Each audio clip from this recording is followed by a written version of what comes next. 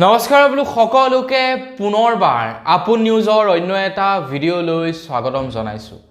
BJP শাসিত ৰাজ্যত নিৰ্বাচনৰ পাছতেই লাখ লাখ লোকৰ ৰেচন কাৰ্ড কৰ্তন কৰি দিয়া হৈছে।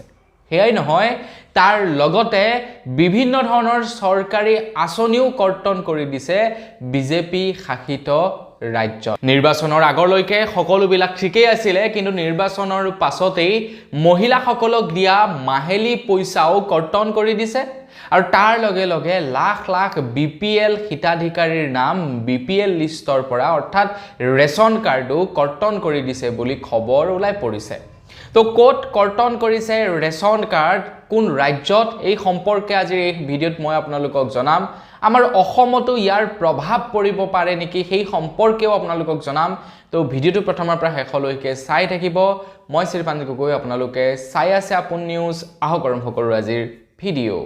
আজিকালি পলিটিকেল পাৰ্টিবিলাকক দেখিবলৈ পাওঁ যে যিটো পলিটিকেল পাৰ্টিয়ে চৰকাৰ গঠন কৰি থাকে সেই পলিটিকেল পাৰ্টিটোৱে নিৰ্বাচনৰ পূৰ্বে এনেকুৱা কিছুমান আঁচনি ঘোষণা কৰি দিয়ে, ডাইৰেক্টলি আঁচনিৰ জৰিয়তে পইচা বিতৰণ কৰে, যাৰ ফলত নেকি যথেষ্ট সুবিধা হয় সেই পলিটিকেল পাৰ্টিটোৰ। যিটো পলিটিকেল পাৰ্টিয়ে চৰকাৰ গঠন কৰি থকাৰ অৱস্থাতে বা চৰকাৰ থকাৰ পাছতেই নিৰ্বাচন যিটো পাৰ্টিৰ হয় সেই পাৰ্টিটোৰ যথেষ্ট ফাইদা হৈ পৰে। পইচা দিয়ে চৰকাৰে, কিন্তু নাম হয় সেই পাৰ্টিটোৰ। ঠিক তেনেকুৱা ধৰণৰ অনুৰূপ ঘটনা আমি বৰ্তমান সময়ত অসমতো দেখিবলৈ পাইছোঁ।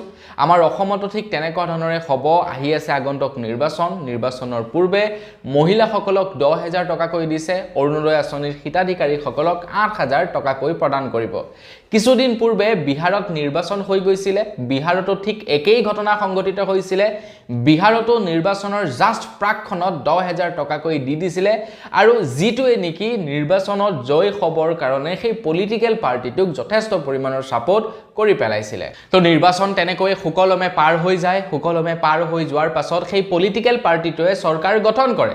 চৰকাৰ গঠন কৰাৰ পাছত এতিয়া খবৰ ওলাই পৰিছে যে লাখ লাখ বিপিএল হিতাধিকাৰীৰ ৰেচন কাৰ্ড কৰ্তন কৰিছে বুলি খবৰ ওলাই পৰিছে। আৰু সেই চৰকাৰখন হৈছে হাৰিয়ানাৰ চৰকাৰ। হাৰিয়ানাৰ চৰকাৰে এতিয়ালৈকে 1,42,856খন ৰেচন কাৰ্ড কৰ্তন কৰিছে আৰু তাৰ লগে লগে মহিলাসকলক দিয়া 1,500 টকাৰ মাহেলী যিখন আঁচনি আছিলে সেই আঁচনিৰ পৰাও বহু মহিলাৰ নাম কৰ্তন কৰিছে বুলি খবৰ ওলাই পৰিছে।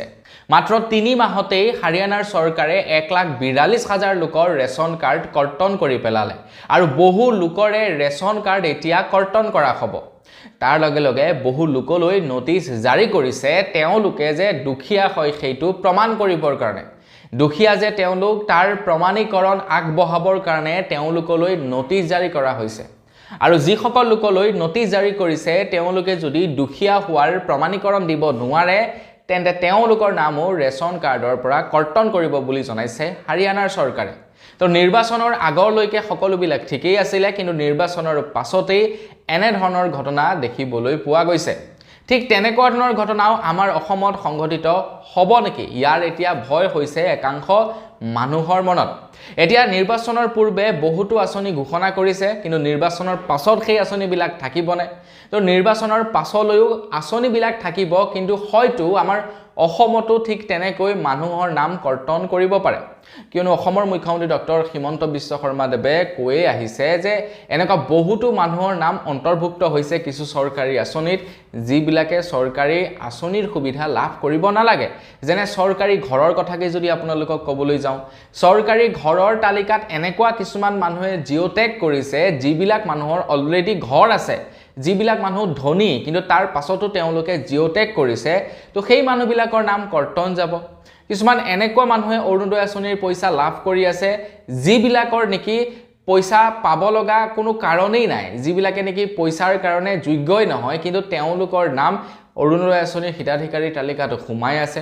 কিছুমান এনেকুৱা মানুহ আছে, আমাৰ নিজৰ গাঁৱতে আমি দেখা পাইছোঁ, এনেকুৱা কিছুমান মানুহ আছে যিবিলাক মানুহে বিপিএল কাৰ্ড পাব নালাগে কিন্তু তাৰ পাছতো তেওঁলোকে বিপিএল কাৰ্ড পাই আছে।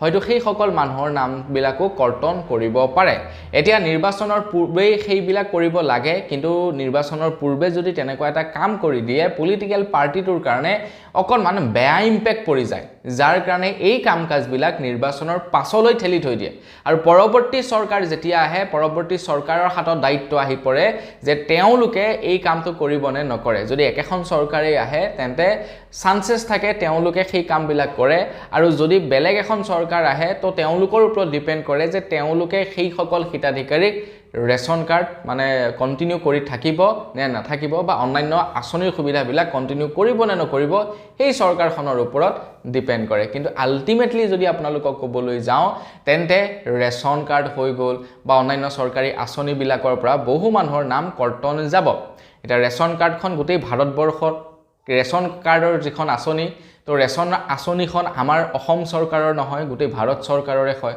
গতিকে কেন্দ্ৰৰ পৰা যেতিয়া নিৰ্দেশনা আহিছে প্ৰত্যেক ৰাজ্যৰ কাৰণেই হ'ব আমাৰ অসমত যেনিবা অকণমান দেৰিকৈ হ'ব হাৰিয়ানাত অকণমান আগতীয়াকৈ হৈছে গতিকে যিসকল অযোগ্য হিতাধিকাৰীয়ে ৰেশন লাভ কৰি আছে তেওঁলোকৰ নামটো অবিয়াছলি ৰেশন কাৰ্ডৰ তালিকাৰ পৰা কৰ্তন যাব যিসকলে KYC কৰা নাই তেওঁলোকৰ নাম কৰ্তন যাব গতিকে সকলোবিলাক আপোনালোকে আপগ্ৰেড কৰি ৰাখিব KYC কৰি ৰাখিব নহলে বিপদত পৰিবগে পাৰে তো বন্ধু বান্ধৱীসকল আপোনালোকৰ বাৰু ৰেশন কাৰ্ড আছে নে নাই আজি সেইটোৱে কমেন্ট সেকশনত জনাব আজিৰ ভিডিঅ জনাবলগীয়া খবৰ ইমানেই পুনৰ এটা ভিডিঅত সকলোকে লগ পোৱাৰ আশা থাকিলে বিদায় মাগিছো ধন্যবাদ জয় অসম